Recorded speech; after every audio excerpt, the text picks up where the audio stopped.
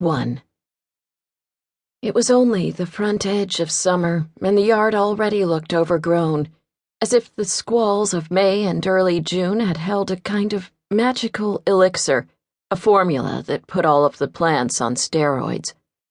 Standing on the perimeter of the flagstone patio with her coffee, Margaret studied the impatiens, with their fat red heads nodding downward, and the fecund look of the peonies as they passed their peak, rotting from fuchsia and ballet slipper pink to a brown mush.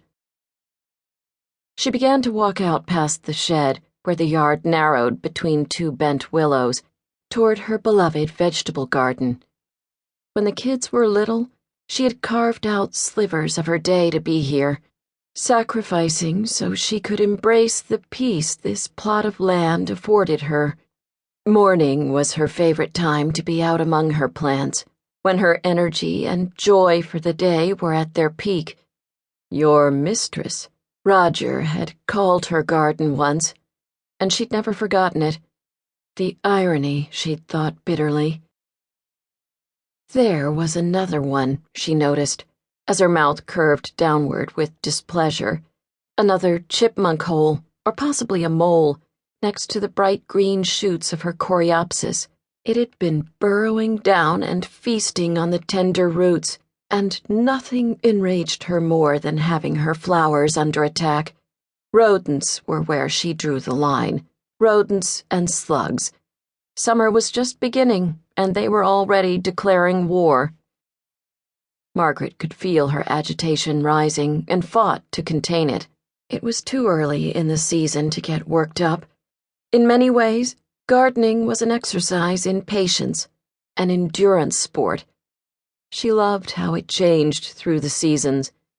In July and August, she became an avid canner, preserving vegetables and then freezing sauces for winter. Autumn brought late September raspberries, ropey vines with fat, lumpy pumpkins and squash. There was always enough zucchini to supply the neighbors, and she derived pleasure in baking bread and muffins. Her labors slowed in September, until the first frost of October stopped the leggy fall dahlias, asters, and mums in their tracks.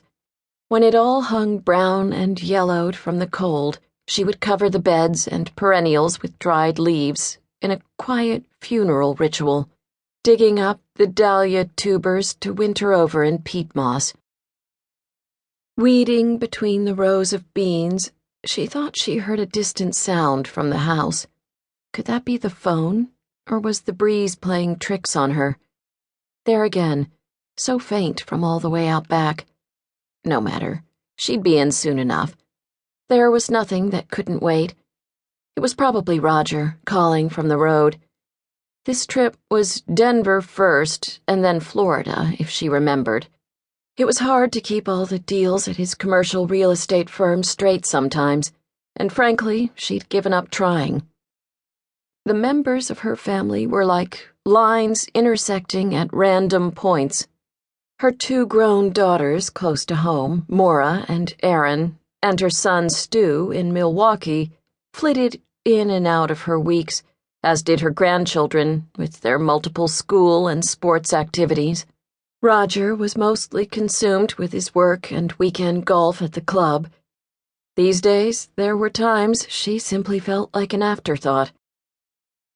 Margaret sighed and hauled herself up off the weeding pad and toward the shed. She would find a new sticky trap, and then dig out the pack of merits stashed behind the slug pellets on the top shelf. Although her kids thought she'd quit long ago, Margaret indulged her secret vice once or twice a day, sometimes with her morning coffee, and usually with a glass of Pinot Grigio before Roger came home.